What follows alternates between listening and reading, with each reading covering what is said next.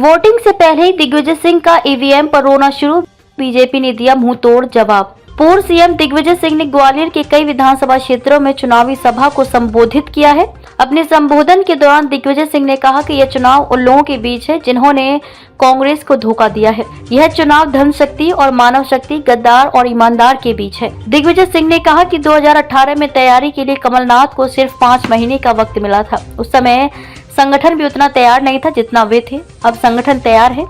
उन्होंने कहा कि बीजेपी 3 खेमों में बट गई है, महाराज, शिवराज और नाराज बीजेपी। दिग्विजय सिंह ने अपने लोगों से कहा कि तब बीजेपी एक थी, 2023 में सब अलग अलग हैं। उन्होंने कहा कि हमें तैयारी के लिए 5 साल मिले हैं और शिवराज के खिलाफ पूरी तरह से तैयार हैं। 2018 में उतना आक्रोश नहीं था जितना आज है। बीजेपी भी उतनी विभाजित नहीं थी जितनी आज है।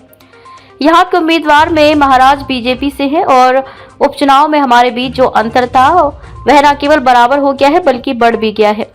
ये लड़ाई मजदूरों और मालिकों के बीच की है। दिग्विजय सिंह ने कहा कि कोई भी संगठन कार्यकर्ताओं को उतना नुकसान नहीं पहुंचा सकता था जितना भारतीय जनता पार्टी ने किया है। हर साल भारत में सरकार, मिल मालिकों और श्रमिकों के बीच राष्ट्रीय सेमिनार होता था। नरेंद्र मोदी की सरकार ने पिछले 9 वर्षों से आयोजित नहीं किया गया है। उन्होंने 44 श्रमिक कानूनों को समाप्त कर दिया है, उन्हें घटाकर 4 संहिता कर दिया है।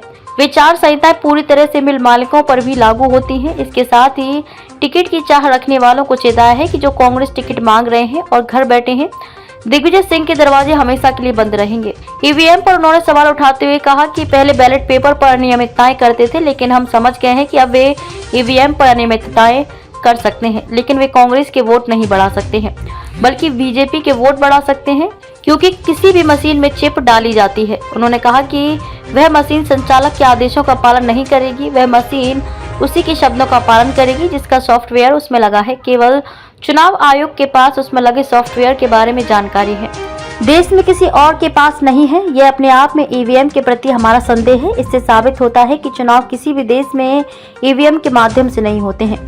पाकिस्तान और बांग्लादेश ने भी मतदाता सूची की अनियमितताओं को समाप्त कर दिया है, इसलिए हमने बहुत जांच की है। उन्होंने कहा कि यह चुनाव के दिन इसकी जांच करने का केवल एक ही तरीका है, ये वोट कांग्रेस को बीजेपी में बदल देता है। ऐसा नहीं कर सकते, बीजेपी को कांग्रेस में नहीं बदल सकते, लेकिन निश्चित रूप से वोट बढ़ा सकते हैं। हमें ये समझने की जरूरत है कि अगर 100 वोटों के बाद बीजेपी का वोट बढ़ता है तो उनका वोट बढ़ेगा और हमारा वोट वहीं रहेगा। बीजेपी ने साधा निशाना। दिग्विजय सिंह के बयान पर बीजेपी मीडिया प्रभारी आशीष अग्रवाल ने निशाना साधा है। उन्होंने लिखा है कि अपनी प्रत्याशित हार देख ईवीएम पर रुदाली गैंग एक्टिव। हार का दोषारोपण ईवीएम पर करने के लिए कांग्रेस ने तैयारी कर ली है। उन्होंने कहा कि कांग्रेसियों की ये पुरानी आदत है कि अपनी हार का ठिकरा प्रशासन पर, ईवीएम पर, चुनाव आयोग पर तो फोड़ते हैं, लेकिन कभी गांधी परिवार और अपने नेताओं पर नहीं फोड़ते।